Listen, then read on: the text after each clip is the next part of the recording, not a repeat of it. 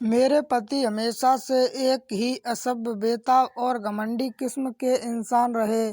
मैंने अपनी बेटी और परिवार वालों की वजह से उन्हें कभी नहीं छोड़ा। हम दोनों को एक दूसरे से शादी करने के लिए मजबूर किया गया था। ऐसा इसलिए क्योंकि हम दोनों के पिता के बीच एक व्यापारिक समझौता हुआ था, जिसकी वजह से मेरा रिश्ता उसके साथ तय हो गया। मेरे परिवार में शादियों का ऐसा ही पैटर्न चल रहा है, जिससे मुझको सबसे ज़्यादा नफरत है। मुझे कभी भी किसी ऐसे व्यक्ति के साथ रहने का मौका नहीं मिला जिससे मैं प्यार कर सकूं। मुझे अपने पति से भी कभी प्यार नहीं मिला। उन्होंने मुझे कभी नहीं बताया कि वह मुझसे प्यार क्यों नहीं करते हैं। मेरी बेटी का गणित का टीचर बहुत प्यारा लड़का था। मैंने अक्सर उसे मुझसे नज़रें मिलाते हुए देखा था। एक दिन जब मेरी बेटी अपनी नानी की देखभाल कर रही थी, तब मैंने उसे अपने साथ एक कप चाय पीने के लिए आमंत्रित किया। जब रसोइया अंदर से चाय लेकर आया, तब मैं लगातार उससे अपनी बेटी की पढ़ाई लिखाई के बारे में बात कर रही थी। वह देखने में काफ़ी आकर्षक था। उसका अंदाज मजाकिया था, जिसकी वजह से मैं उसकी तरफ बहुत ज़्यादा आकर्षण महसूस करती थी।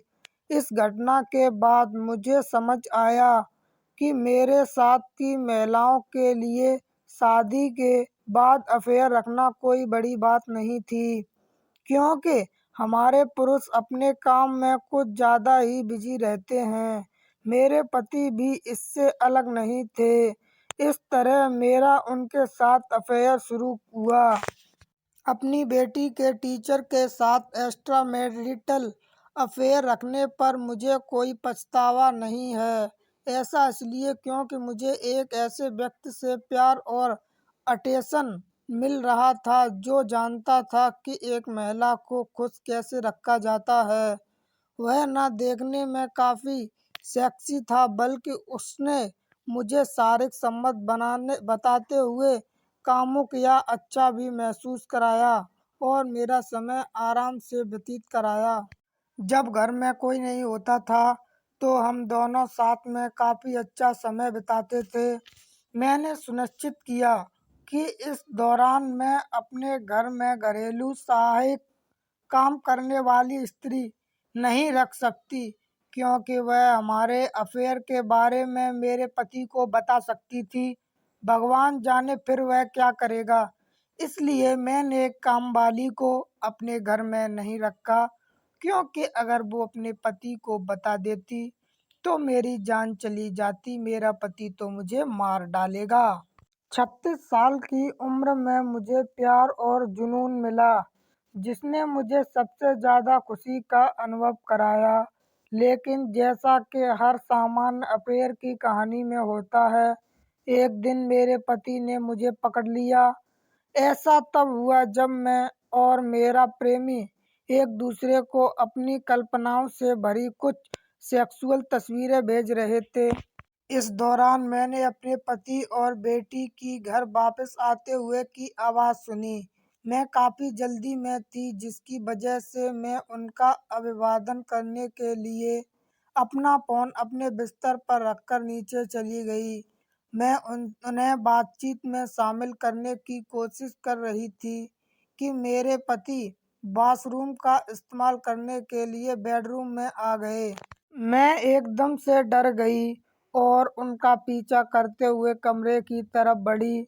मैंने देखा उसके हाथ में मेरा फ़ोन था। वह उसे लगातार स्क्रॉल कर रहा था। यह सब देखकर मैं चौंक गई। मुझे लगा कि मैं इतनी बड़ी गलती कैसे कर सकती हूँ।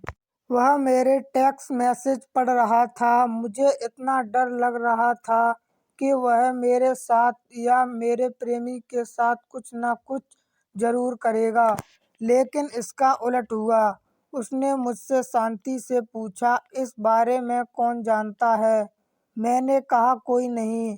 उसने फ़ोन को ज़मीन पर फेंक दिया और उसके टुकड़े टुकड़े कर दिए।